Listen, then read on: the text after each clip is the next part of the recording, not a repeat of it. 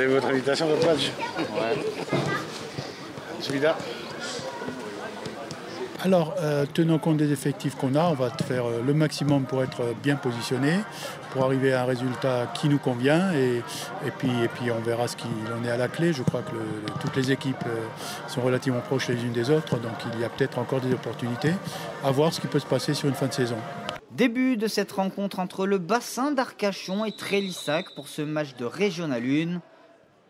Les joueurs locaux ne vont pas mettre beaucoup de temps pour se mettre en évidence après une longue conservation de balle. Andy Bincon trouve Henri Lubin qui va armer un véritable missile qui ne laisse aucune chance au gardien de but.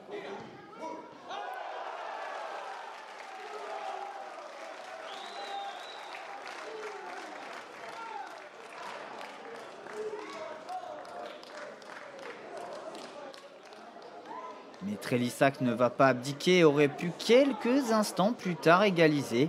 Mais il a fallu toute la vigilance du défenseur central qui va sauver littéralement sur sa ligne. À la 17e minute, les joueurs périgourdins vont se mettre en évidence suite à une passe dans la profondeur. Jordan Potier fixe le gardien avant de donner le ballon à Sébastien Demacon qui vient égaliser pour les siens.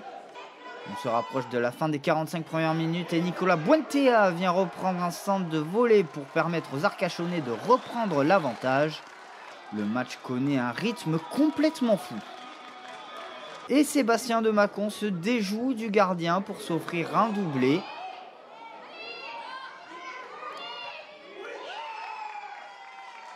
Fin de cette première période qui laisse de bons espoirs sur une deuxième période tout aussi haletante.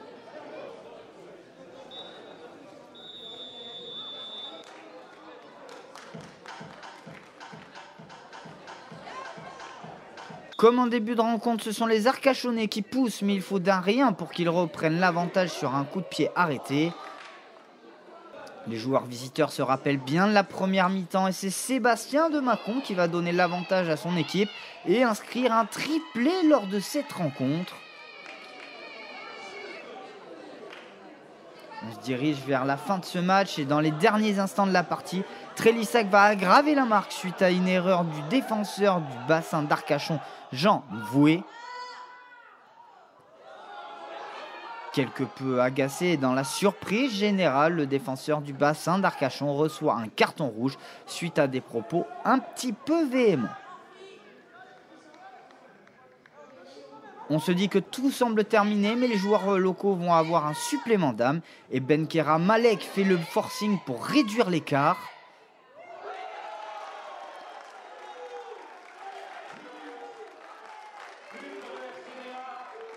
Nous sommes dans les arrêts de jeu et le FCBA continue de pousser. Anthony Despugeot n'est pas loin d'inscrire un but de la tête, mais le gardien s'y oppose en deux temps. Puis une faute est faite par un défenseur de Trélissac. L'arbitre désigne le point de pénalty. Et c'est Florian Duval qui va s'offrir et inscrire l'offrande et clore finalement cette rencontre sur un score alléchant de 4 buts partout.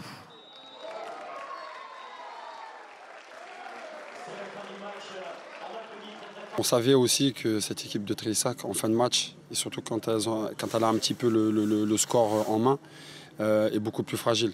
Et paradoxalement, ça reste l'histoire du football. Quand vous êtes à 10, vous êtes un de moins, l'adversaire a tendance à lui se relâcher et l'équipe qui est à 10, elle a un supplément d'âme. Aujourd'hui, je pense qu'ils ont un double supplément d'âme parce qu'il a fallu remonter à 2 fois au score à 10. Donc, ouais.